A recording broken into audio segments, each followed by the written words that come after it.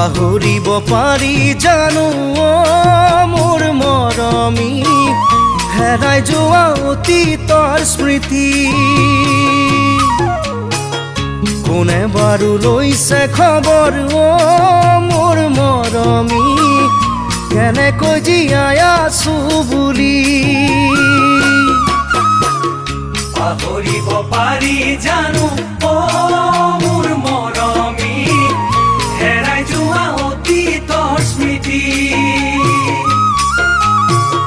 কোনে বাৰু লৈছে খবৰ মোৰ মৰমী কেনেকৈ জীয়াই আছো বুলি